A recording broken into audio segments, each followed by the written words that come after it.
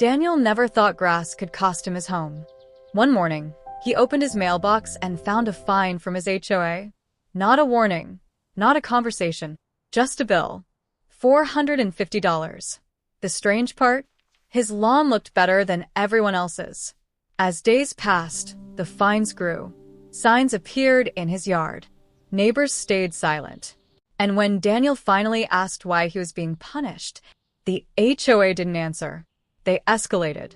This isn't a story about grass. It's about what happens when rules are enforced on one person and ignored for everyone else. Stay with this story, because the HOA thought Daniel would give up. They were wrong. Daniel Carter had always believed that peace was something you could build slowly, not loudly, not with arguments or attention, but with routines. Every morning, just after sunrise, he stepped onto his porch with a mug of coffee that had cooled slightly too fast. He liked it that way. Warm, not hot. Predictable. The street in front of his home looked exactly like it had the day before, and the day before that. Neat lawns, evenly spaced mailboxes, identical streetlights standing like polite guards along the curb. This was the promise the neighborhood had sold. A place where nothing unexpected happened. Daniel's house sat near the center of the community, a modest two-story with beige siding and a front lawn he trimmed himself. He never hired help. Not because he couldn't afford it, but because he liked the control. The straight lines. The sense that if something went wrong, it was at least his own doing. The Homeowners Association had been one of the reasons he bought the place. Order. Consistency. Rules. Rules, Daniel believed, were only annoying when they were unclear. When they were written down and followed evenly, they kept things fair. That was the idea, at least. He waved to Mrs. Hensley 2 houses down as she watered her lawn, the same lawn that hadn't seen a mower in weeks. She waved back, smiling, comfortable. Everyone here was comfortable. Or so it seemed. Daniel finished his coffee, set the mug inside, and grabbed the mower from the garage. It coughed once before starting, a reminder that he'd been meaning to service it. A storm earlier in the week had left patches of the lawn uneven. Not bad. Not messy. Just imperfect. He made a mental note to finish it later in the afternoon. That was when he noticed the envelope. It sat halfway inside his mailbox, thicker than normal mail. White. Official. His name printed in sharp, clean letters. Not handwritten. Not friendly. Daniel pulled it free, turned it over, and saw the return address. The Greenridge Community Association. He didn't feel panic. Not yet. Just curiosity. He slid a finger under the seal as he walked back toward the house, already skimming the first bold line. By the time he reached the porch, he had stopped moving. The letter was short. Clinical. It informed him that his property was in violation of community landscaping standards. It stated that his grass exceeded the approved height. It concluded with a fine. $450. Due within 10 days. Daniel read it again. And then again. He looked up from the paper and stared at his lawn. It looked exactly the same as it had yesterday. And the day before that. Green. Slightly uneven in places, yes, but hardly alarming. Certainly not deserving of a fine larger than his monthly utility bill. He flipped the page, expecting photos. Warnings. Dates. There were none. Just a reference number, a signature block, and a final line reminding him that continued noncompliance could result in further administrative action. Daniel felt something shift in his chest, not anger, not fear, but confusion. This had to be a mistake. Mistakes happened, even in places built on order. He folded the letter neatly and set it on the kitchen counter, telling himself he'd call the HOA office after lunch. A calm conversation would clear it up. Someone would apologize. The fine would disappear. That was how reasonable systems worked. Still, as he stood at the window looking out at the street, something bothered him. Directly across the road, Mr. Alvarez's lawn sloped unevenly, weeds threading through the grass near the fence. 2 houses over, a patch of yellow spread wide where sprinklers hadn't reached in weeks. Daniel had noticed before. He just hadn't cared. Until now. He spent the next hour walking. Not pacing, walking. Slow. Intentional. He carried his phone but didn't take photos yet. He didn't want to feel paranoid. He simply observed. House after house. Grass taller than his. Edges untrimmed. Weeds curling up driveways. Some lawns were beautiful. Others were clearly neglected. None looked worse than his. And yet, only one mailbox on the entire street had held that letter. His. Daniel returned home, sat at his desk, and composed an email. Polite. Short. Respectful. He attached nothing. Accused no one. He simply asked for clarification and mentioned that he hadn't received any prior warning. He read the email twice before sending it. Then he waited. Hours passed. No reply. That evening, Daniel finished mowing the lawn completely. Straight lines. Even height. He edged carefully along the sidewalk, wiping sweat from his forehead as the sun dipped low. If the grass had been the problem, it certainly wasn't now. He slept well that night. Too well, perhaps. The next morning, his inbox was still empty. No response. No acknowledgement. No explanation. 3 days later, a notice appeared taped to the small wooden stake near his front yard. Violation. Follow-up inspection pending. The paper flapped slightly in the breeze. Daniel stood there longer than he meant to, staring at it as neighbors passed by in cars, some slowing just enough to notice. No one stopped. No one asked. He removed the notice carefully, folded it, and placed it beside the original letter on his desk. For the first time, a thought crossed his mind that felt uncomfortable enough to ignore. What if this wasn't a mistake? The second letter arrived 7 days later. This time, Daniel knew what it was before he opened the mailbox. The envelope was identical. White, stiff, official, but the way it sat there felt different. More deliberate. As if someone had placed it carefully, knowing exactly how it would be found. He didn't open it right away. Instead, he stood at the curb and looked up and down the street. The neighborhood was awake now. Garage doors half open. A jogger passed slowly. Mrs. Hensley was outside again, watering the same dry patch of lawn, the hose kinked at her feet.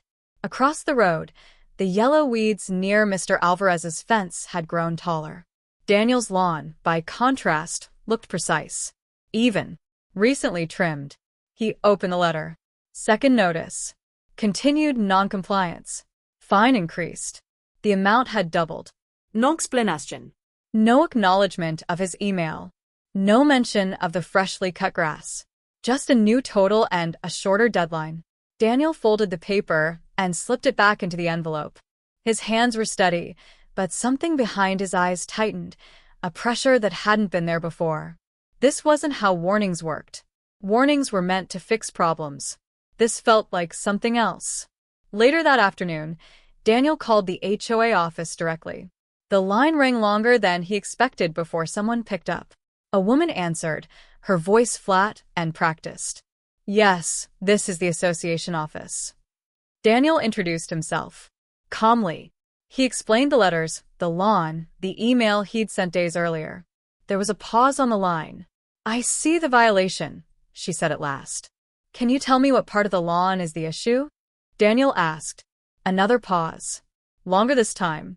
It's been flagged for height inconsistency. Daniel glanced out the window again. The grass hadn't changed. I corrected it the same day, he said. Is there a photo or inspection note? I don't have that information, the woman replied. Then who does? Your file is handled by the board. Daniel waited. That's it, he asked gently. If you'd like to dispute it, she said, you can attend the next board meeting. The call ended before he could say anything else. The meeting was scheduled for Thursday evening. Daniel arrived 10 minutes early and took a seat near the back of the small community room. The walls were lined with framed photos of neighborhood events, holiday decorations, smiling families, ribbon-cutting ceremonies. Every photo looked curated, controlled. The board members entered together, chatting quietly among themselves. Daniel recognized a few faces, neighbors he'd waved to for years. People who lived just blocks away. The HOA president, a man named Robert Hale, took the center seat. Tall. Confident. He smiled easily, the kind of smile that suggested familiarity rather than warmth. When it was Daniel's turn to speak, he stood and held the letters in his hand. "I'd like to understand why I was fined," he began, his voice steady. "I never received a warning, and my lawn was corrected immediately." Robert nodded slowly, as if listening. "The board takes community standards seriously," he said. "Uniformity matters." "I understand that," Daniel replied. "I just want to know why my lawn was cited when others nearby were not." The room went quiet. Robert's smile thinned slightly. "Each case is evaluated individually," he said. "We can't discuss other residents." Daniel waited. No one else spoke. "So the fine stands?" Daniel asked. For now, Robert said. "Compliance is ongoing." That was it. No explanation. No discussion. No acknowledgement of the inconsistency. Daniel sat down slowly. As the meeting continued, he noticed something else. No other violations were discussed. No fines. No warnings. Just budget updates and landscaping contracts. When the meeting ended, people stood quickly, conversations resuming as if nothing uncomfortable had happened. Daniel gathered his papers and turned toward the exit. No one stopped him. No one met his eyes. Outside, the night air felt heavier than it should have. Daniel walked home instead of driving, taking a longer route through the neighborhood. Porch lights glowed softly. Sprinklers clicked on and off. Everything looked peaceful, perfectly maintained from a distance. At Mrs. Hensley's house, he slowed. Her grass was now visibly taller than his had ever been. Uneven edges. Dandelions near the mailbox. No notice. No stake in the ground. No letter taped to her door. She waved when she saw him. "Evening, Daniel," she called. He waved back and kept walking. At home, he placed the second letter beside the first. 2 notices. No warnings. No responses. Daniel opened his laptop and began documenting. Dates. Times. Emails sent. Phone calls made. He didn't know why yet. He just knew he needed a record. Before going to bed, he stepped outside one last time. The lawn looked flawless under the porch light. As he turned to go back inside, his phone buzzed. An email. From the HOA. His chest tightened as he opened it. The message was brief. "Please be advised that continued failure to comply may result in further administrative action." No greeting. No name. No explanation. Daniel stared at the screen for a long moment. Then he closed the laptop. For the first time since moving into Greenridge, he locked his door with intention, not habit. Somewhere between the quiet street and the carefully worded emails, Daniel understood something clearly. He wasn't being corrected. He was being monitored. And whatever this was, it wasn't finished. The third notice didn't come by mail. It came by visibility. Daniel noticed it when he returned home from work late Friday afternoon. The sun was still high, casting long shadows across the lawns, and for a brief moment everything looked normal again, the kind of normal that almost convinced him he'd imagined the last 2 weeks. Then he saw the sign. A bright orange placard had been pushed into the soil near the edge of his yard, angled slightly toward the street. It was impossible to miss. Large black letters filled the center. "Property under review. HOA compliance pending." Daniel stopped at the end of the driveway. Cars passed. One slowed. A neighbor across the street glanced over and then looked away too quickly. This wasn't a notice. This was a message. He stood there for several seconds, feeling the weight of it settle in places he hadn't realized were exposed. He hadn't been warned about this. There was no letter explaining why it was necessary. No timeline. No criteria. Just a public marker. Daniel pulled the sign from the ground slowly, careful not to tear it. The stake left a small hole in the soil. He filled it with his shoe and brushed the grass back into place, though the impression remained. Inside the house, he leaned the sign against the wall and sat at the kitchen table. He didn't feel angry. He felt watched. That evening, Daniel walked the neighborhood again, this time with intention. He didn't hide it. He didn't rush. He carried his phone openly, not taking pictures yet, just letting people see him noticing things. He counted lawns. He counted violations, real ones, by the HOA's own handbook. Unapproved decorations. Overgrown hedges. Untrimmed edges. cracked driveways that had been there for years. He found dozens. And yet, only one property had ever worn an orange sign. His. Near the cul-de-sac, he encountered Mark and Lila, a couple who had moved in around the same time he had. They were sitting on their porch, watching their kids play in the driveway. "Hey, Daniel," Mark said. "Everything all right?" Daniel hesitated, just long enough to decide honesty was safer than silence. "Have either of you ever gotten a lawn violation?" he asked. They exchanged a look. "No," Lila said slowly. Why? Daniel told them, not dramatically, not emotionally, just the facts. The letters. The fines. The sign. Mark frowned. "That's strange. Our grass gets way taller than that." "Yeah," Lila added. "They've never said a word to us." They looked past him, toward Daniel's house. "That sign wasn't there before," Mark said. "It was this afternoon," Daniel replied. The conversation drifted after that. They wished him luck. The kids laughed. Life continued. But Daniel walked home with a new feeling settling in his chest. Confirmation. The fourth letter arrived on Monday morning. This one was thicker. Inside was a breakdown of fees, administrative charges, and a final warning about escalation. It mentioned possible liens in careful, neutral language, the kind that sounded harmless until you understood what it meant. Daniel sat at his desk and read the entire thing twice. Then he opened the HOA handbook. He hadn't touched it since moving in. The pages were dense, dull, full of clauses most people ignored. Daniel didn't skim. He read line by line. Warnings were required. Documentation was required. Equal enforcement was required. None of that had happened. He highlighted passages, marked page numbers, cross-referenced sections. Hours passed without him noticing. When he finally looked up, the sun had shifted, and the room felt quieter than it should have. Daniel realized something then, something subtle but important. The HOA wasn't careless. It was precise, which meant this wasn't accidental. That night, his doorbell rang. Daniel opened the door to find Mrs. Hensley standing there, hands clasped awkwardly in front of her. "I hope I'm not bothering you," she said. "Not at all," Daniel replied. She glanced past him, toward the hallway, then back to the porch. "I saw the sign earlier," she said softly. "I didn't know what it meant." Daniel nodded. "They never put those up," she continued. "Not like that. I've lived here 11 years. She hesitated, then added, "You're not the first one, you know." Daniel looked at her sharply. "The first one?" She lowered her voice. "There was a man. A few years back. Different issue. Parking, I think. It went on for months." "What happened?" Daniel asked. Mrs. Hensley shook her head.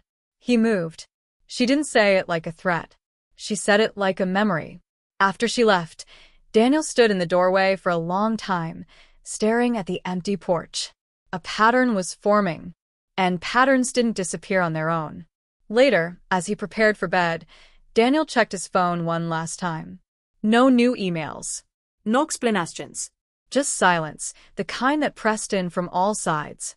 He lay awake longer than usual, listening to the quiet hum of the neighborhood, the sprinklers clicking on in sequence like a carefully timed machine.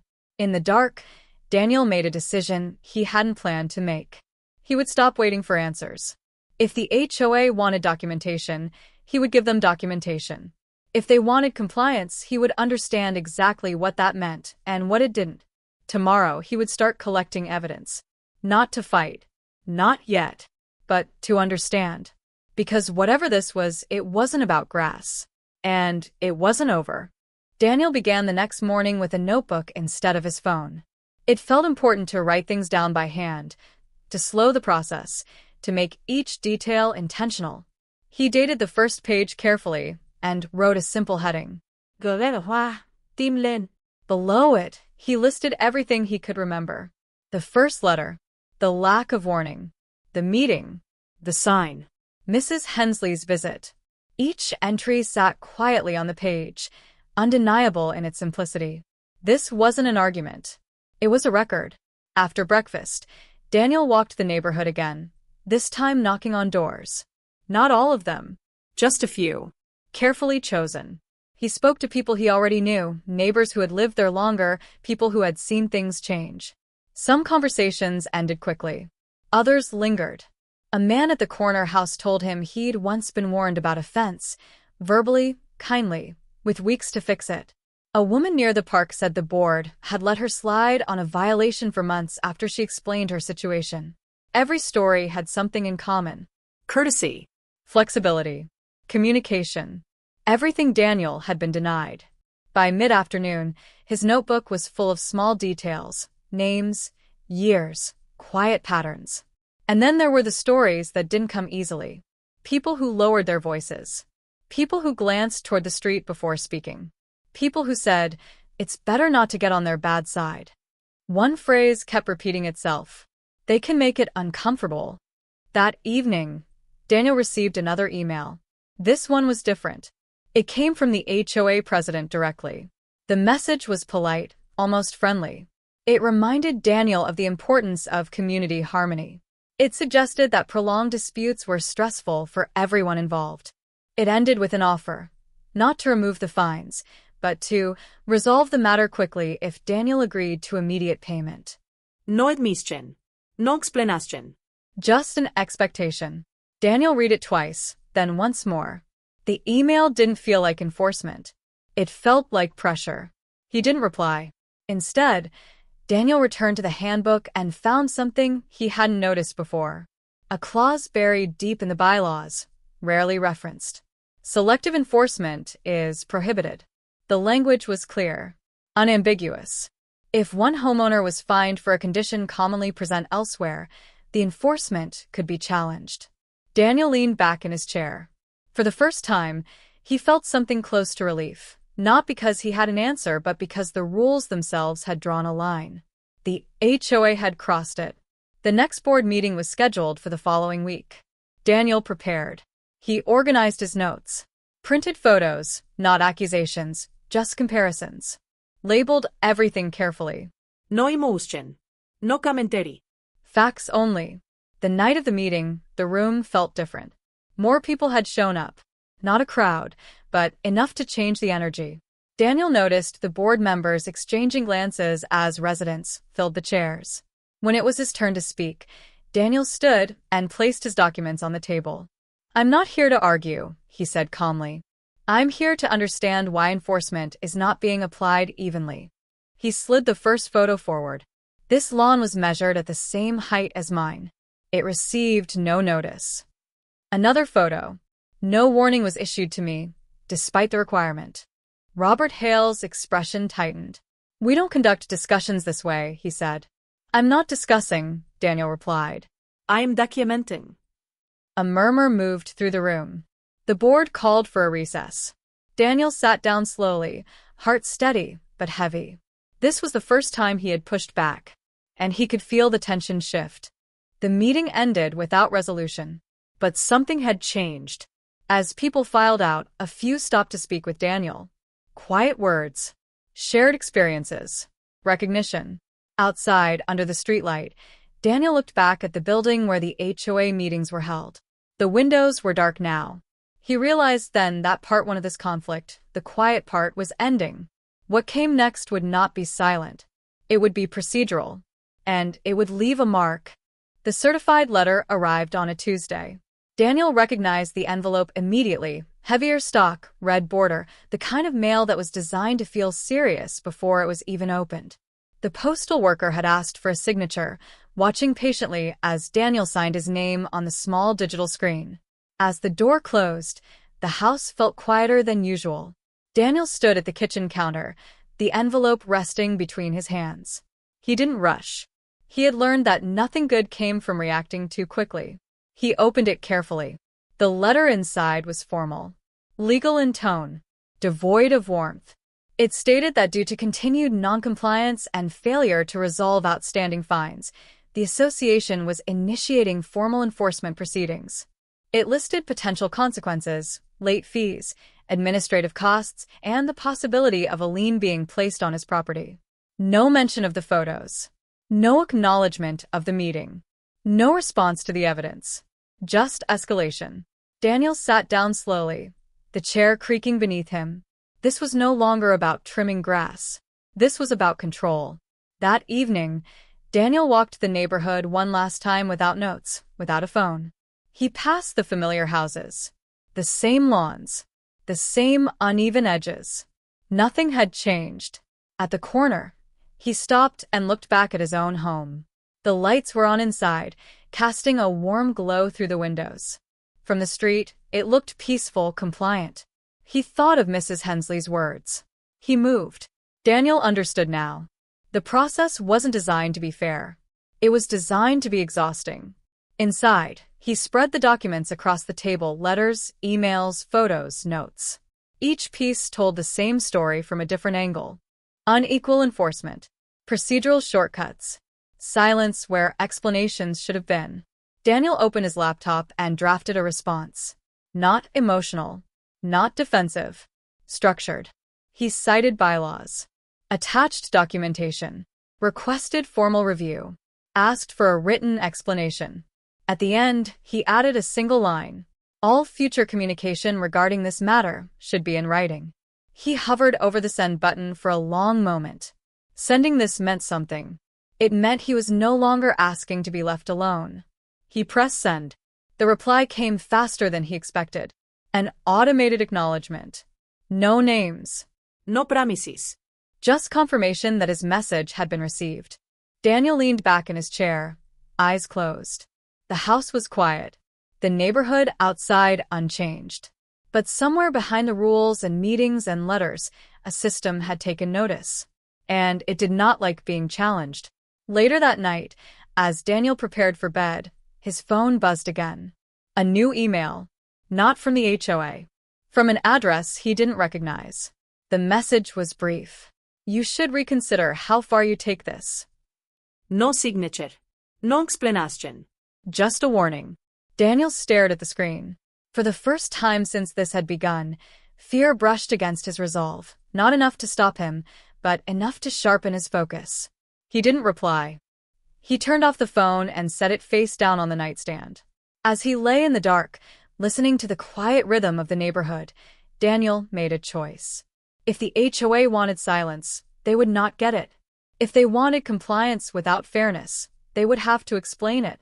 And if they believed pressure would make him leave, they had misjudged him completely. Outside, the sprinklers clicked on, one by one, watering lawns that had never been measured. And somewhere behind closed doors, rules written to protect a community were being used to test how much one man would endure.